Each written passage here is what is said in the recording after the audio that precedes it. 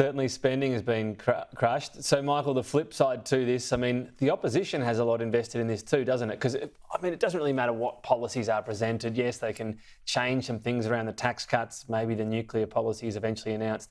If this is right, if inflation comes down this much and multiple rate cuts happen before the election, then it's going to be hard for Peter Dutton to get much traction, isn't it? Well, there won't be multiple rate cuts before the election, nor will there be multiple rate increases. But Stephen's narrative is indicative of what Labor are trying to do, which is to put pressure on the Reserve Bank for calling them clowns and fools and they're incompetent. I mean, Stephen, Treasury forecast a budget deficit this year just in December. They're out by $10 billion, so it's going to be a $9-something billion surplus. So they're wrong by $10 billion. Treasury have one of the worst forecasting records we've ever seen, along with most economists. So you just don't know. But what we're seeing here is an attempt, Tom, to pressure the Reserve Bank into believing that we're coming into a very low inflationary environment. Don't even think about raising interest rates, because if they do, Labor won't get re-elected. If there's 2 rate increases, Labor will not get re-elected, even in a minority government. So what's the message out of this budget? The main message that Chalmers is trying to inculcate the community with is that, no, we're defeating inflation. There's absolutely no reason for need for interest rate rises. Listen to me, Reserve Bank, because this is what I'm telling you. That's what he's trying to do out of this budget. All right. I mean, to be fair to Treasury, part of what they so-called forecast, and the reason they were wrong on that deficit, is they've got to lock in things such as an iron ore price, which we all knew was going to be higher. Stephen, let me ask you this. Real reform, real spending reform to address the structural deficit, which remains. That hasn't really gone on as yet, has it? Well, seriously, I've been having this discussion about the structural deficit for 25 years. The Liberals pretend they put the hair-chested shirt on for like 24 hours, go out and say, the structural deficit's still there. Neither party pays any attention to the economic concept of a structural deficit. Okay, so let's just be honest about this. This is not a measurement the Australian people understand or care about. It's not a measurement that no matter how many times Angus Taylor might want to say it in the next 72 hours, he believes in or will deliver on. So structural deficit questions it a measurement that matters? Are just an economic theory.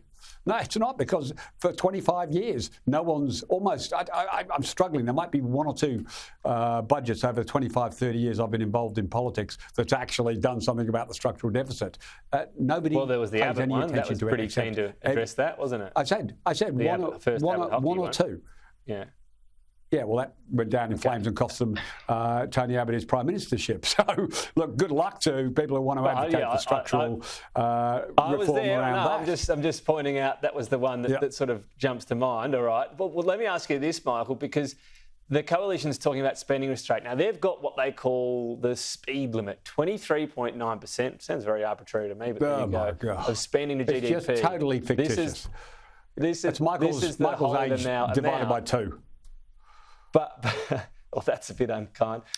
Seriously, pluck it out of the air. And that's kind to Michael. He's liking that. Look at his smile. Well, he likes the age bit. I'm not sure he likes he'll be terribly the 46 bit. No, he's happy to be 46. The pejorative on his party. But this is the thing. By the end of the coalition's time in government, whilst they'd had spending restraint in the lead up to COVID, after that, if you look at the forward estimates from the last coalition budget, Michael, they weren't obeying this so-called speed limit. So what happens? Is there another big commission of audit coming if Peter Dutton wins? No, but Labor's figures for the budget are off the back of the record spending that took place during the pandemic. You have to go to the pre-COVID spending of around 2 and a bit% increases and not the 4%. But Labor start at the 4% and say we're not increasing spending much. Well, it should be using the pre-COVID numbers. And by the way, if you say, we all knew commodity prices were going to be higher, Tom, well, all of us except Treasury knew that, did we? Well, what are they doing? They just lock in $55 a tonne. Yeah, but why? Because why are they supposedly considered the amount. Yeah, that's for the iron ore price. And why do they do that? I mean, it always seems to be wrong. Well, isn't that something the coalition started? Yeah, well, I know. But hang on, these are Treasury figures. Michael was happy. By the government. Michael was happy. No, Stephen, I'm not happy if Treasury put in figures which they know to be wrong. And secondly, Stephen, you would be the only person in the world, I think you've got an economics degree, you'd be the only person in the world that doesn't think a structural deficit is important. Of course it's important. It tells you what the underlying position of the budget is, expenditure and income. If you don't take notice of the structural deficit, and you say, because it's not discussed and people don't care about it, that's fine. Perhaps they don't because it's too much detail. But when you get rid of the top and tail of intermediate economic activity, iron ore price goes up, it's down, and revenues go up, they go down, etc. I mean, what is the actual baked-in expenditure and baked-in revenue that you can forecast? And if Jim Chalmers has been hit in the backside by a rainbow with high commodity prices, very low unemployment, and massive, bracket creep tax increases, and he thinks he's a hero, I mean, he's the luckiest treasurer that I've seen in my lifetime. Since Peter Costello. Peter Costello. Well, not since Peter Costello, because he paid off the government debt, kept government expenditure. But hang on, Peter Costello had the rivers of gold running as well, Michael, didn't he? They did have big commodity prices during that time. But hang on, he kept government expenditure under control and delivered 10 or 11 surpluses.